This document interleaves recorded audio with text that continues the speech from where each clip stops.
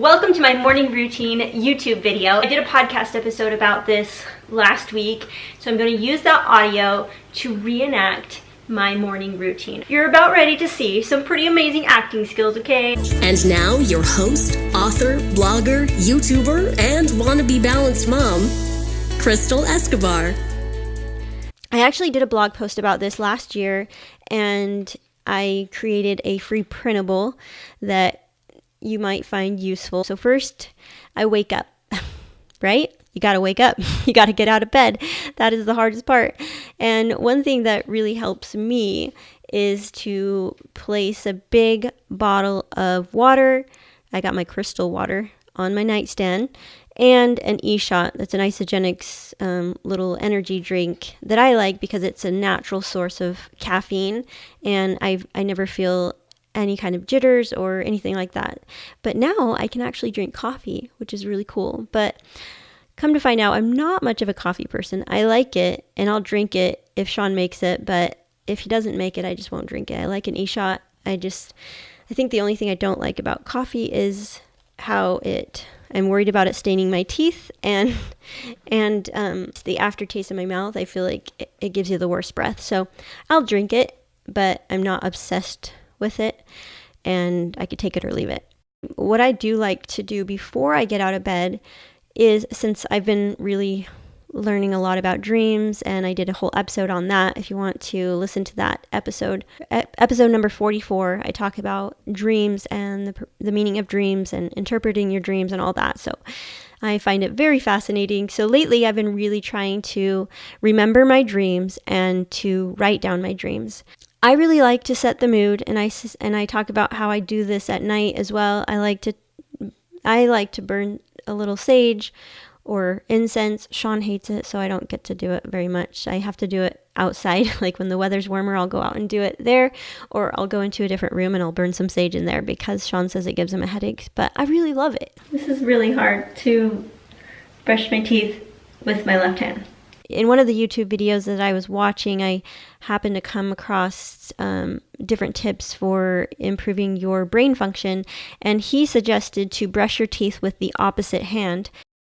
And you all know that I love my crystals, and so I get all my crystals out. I try to, I sit where all my crystals are, and I'll usually pick out one or two to hold in my hand while I meditate. And I also use a grounding mat, and I've mentioned it a little bit on Insta stories, so I don't know if you saw that, but I bought this grounding mat. You can also find it on Amazon. Find everything on Amazon. So I don't even know what it's called, but just search up grounding mat, and it's just this little like rubber looking mat that you can sit on or stand on, and you want to have it touching your bare skin. So make sure you take your socks off and you're sitting on it in a way where your skin is exposed and you're touching the mat.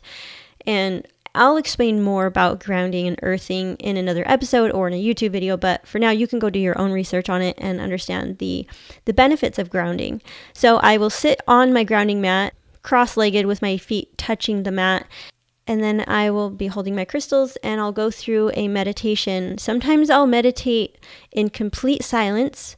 Other times I'll meditate using an app or a YouTube video, a guided meditation YouTube video, or I'll just turn on some music that's just instrumental that helps me feel relaxed. So there's all different ways of setting the tone. So meditation has done wonders for me.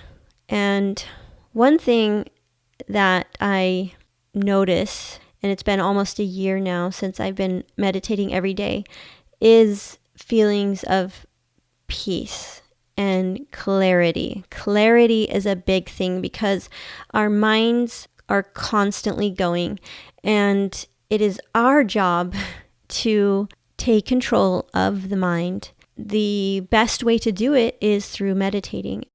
And then after I meditate, I will take a moment to write, and I have a lot of different things that I can suggest as far as your 10, 20 minutes that you allow yourself for writing time. First, I would suggest a thought download, meaning just get everything in your brain, out of your brain and onto paper.